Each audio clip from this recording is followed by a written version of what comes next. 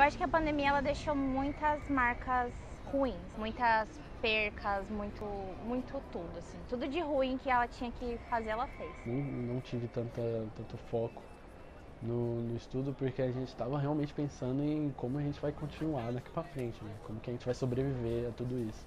Eu lembro que eu colocava a mão no meu cabelo e ele saía, de tanto pânico que eu estava sentindo naquele momento.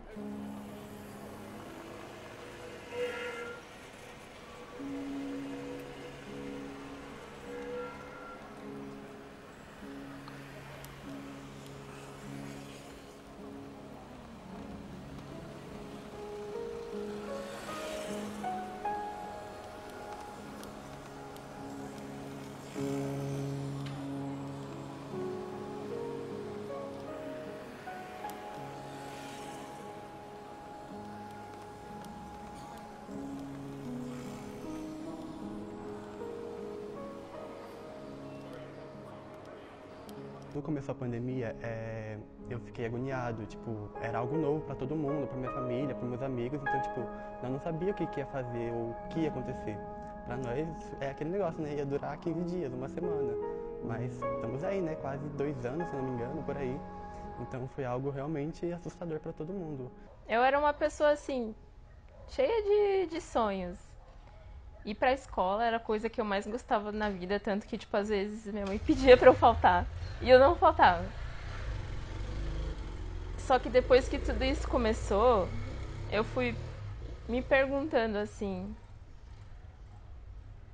se eu ia realmente conseguir seguir os meus sonhos. E foi difícil pra mim. Foi difícil de verdade.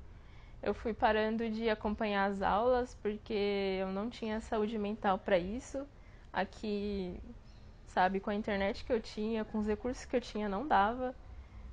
E eu também não tinha aquele contato com os meus professores da escola, tipo, não, zero, zero. Então a gente vai perdendo, assim, as esperanças, a gente vai perdendo tudo, né? A vontade. E foi difícil, difícil de verdade.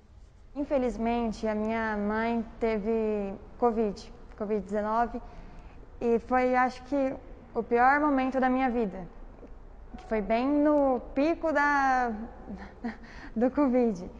E foi muito difícil, nossa, foi muito difícil. Porque parecia que todo mundo ao meu redor estava doente e eu tinha que parar o meu tempo, eu tinha que parar o meu surto momentâneo de ansiedade para fazer o meu trabalho, fazer a minha redação. Então, às vezes, eu não conseguia pensar, eu estava em pânico mesmo. Era essa a palavra, eu estava em pânico, porque estava tudo acontecendo muito rápido, para muito pouco tempo, e eu não conseguia nem respirar, parece que os meus sentimentos estavam me sufocando. Quando começou a pandemia, eu fiquei uns 3 a 5 meses sem jogar. Eu comecei a entrar na paranoia dentro de casa, de ficar fazendo exercício. Aí eu emagreci, se eu não me engano, uns 6 quilos.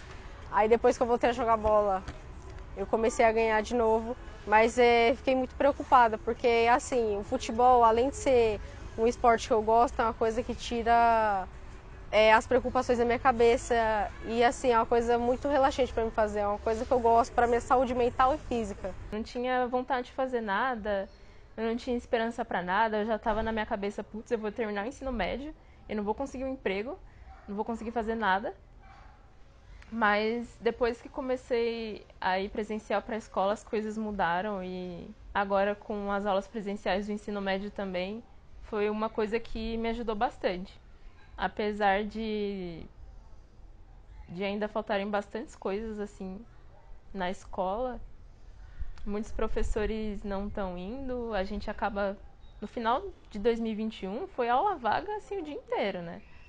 Mas eu acredito que esse ano as coisas vão mudar de verdade. Foi bem difícil eu aprender alguma coisa esses últimos anos, porque às vezes não tinha aula, às vezes no meio da hora, tipo, eu tenho aula de 7 horas da noite.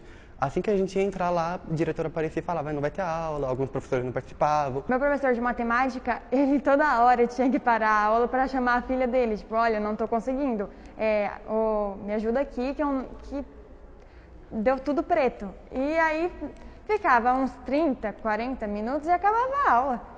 Às vezes é um momento que era para juntar e tá afastando. Então, a gente vai correndo atrás como pode, né? Os professores, assim, que são mais engajados. A gente vai fazendo um projeto aqui, um ali, a gente impacta uma pessoa aqui, que vai impactar outra lá, e vai fazendo uma rede. Mas eu ainda bato na tecla que se as nossas políticas públicas prestassem, a gente não precisaria se esforçar tanto e às vezes nem como, né? Não tem nem como de vez em quando. Mas seria uma ajuda, assim, absurda. Eu entendo que eles não tinham recursos para isso. A escola não disponibilizou, o governo não disponibilizou e a gente teve que acompanhar pelo centro de mídias. Não foi fácil, mas... E assim, a culpa não é nossa, né? Porque eu posso dizer que se você chegar em fazer uma pesquisa aí com os alunos da escola, eles vão dizer que eles não conseguiram, a maioria, né? Vai dizer que eles não conseguiram aprender nada com essas aulas remotas. A minha escola não é tão, assim, conhecida por ser a melhor na cidade que eu moro. Então, acho que assim, todo ano tem algum professor que eu não tenho aula. Acho que teve um ano que eu não tive matemática, teve um ano que eu não tive biologia, não tive ciências, e é isso. Para eles não é algo normal, mas é algo comum. Para eles é o que é, fazer o quê? É isso. Se você não tem, paciência, corre atrás depois. Mas como que a gente vai correr atrás? E manter distância de tanta gente foi complicado, ainda mais tendo toda aquela cobrança de aulas. Enfim, eu fiquei bem ansioso e ainda estou lidando um pouco com sintomas disso, porque você ainda, querendo ou não, você ainda tem medo de se distanciar das pessoas ou não poder vê-las mais, enfim. Ainda assim tem um medo pairando e você tenta superar ele todo dia, né? Tenta conviver e esquecendo ele ou aprendendo a lidar com ele mesmo.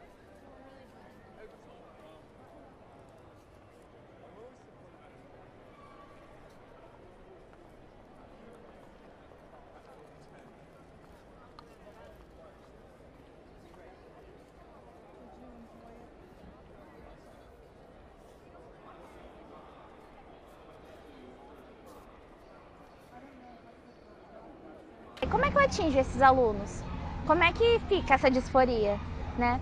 E ainda mais na educação infantil e até uns 5, 6 anos de idade, que existe a necessidade de socialização. Como é que eu faço para abraçar tudo isso, para correr atrás desse prejuízo, né? Porque às vezes a criança que vem de uma família rica, ela tá lá na brinquedoteca do prédio dela, ela não deixa de ter um convívio social. E qual que é o convívio social da criança que não tem acesso a quase nada? Então, que tipo de espaço que essa criança vai? O que ela vai valorizar no futuro, né? Tipo, eu não tive educação na minha infância, aí cresce um adulto que pode pensar assim, pra que isso vai me servir agora, se eu nunca precisei?